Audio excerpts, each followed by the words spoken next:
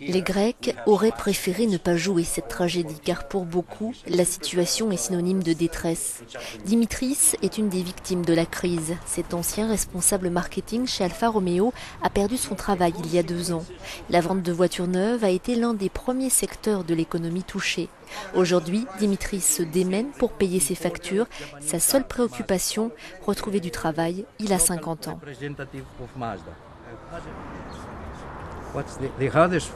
Ce qui est difficile, c'est que je ne suis plus très jeune. Malheureusement, si on regarde seulement ma date de naissance sur mon CV, 16 décembre 1961, on va dire « Oh, c'est un vieil homme, on n'en veut plus ». Quand vous sentez qu'on ne veut plus de vous, c'est une vraie souffrance. Un constat frappant. En Grèce, depuis le début de la crise, les consultations chez les psychologues ont augmenté de près de 30%. Selon des statistiques européennes, le pays a subi les plus grosses pertes de revenus de l'Union européenne en 2010.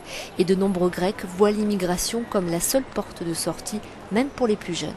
Je ne sais pas ce qui va se passer à l'avenir. Pour ma vie, mes rêves, ma famille, je ne sais pas. La Grèce a l'obligation de mettre en place de nouvelles mesures d'austérité, seul moyen d'obtenir une aide cruciale à sa survie. Mais ces mesures sont en train d'asphyxier l'économie. Pour le professeur Katrougalos, la faillite serait la solution du moins pire. Ça va être encore une période plus difficile qu'aujourd'hui. Mais je pense que c'est la meilleure solution, car c'est une porte de sortie à la situation actuelle.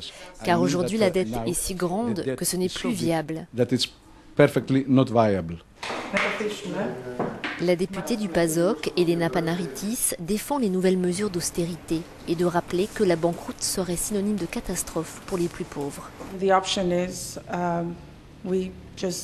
L'option banqueroute signifie nous retrouver complètement sans argent. Et à ce stade, nous ne serons plus capables de payer les salaires, nous n'aurons plus de services publics. En clair, le pays a 2 options, de nouvelles mesures d'austérité et toutes les souffrances qui en découlent, ou la faillite et toutes les souffrances que cela pourrait engendrer. Un vrai dilemme pour les Grecs.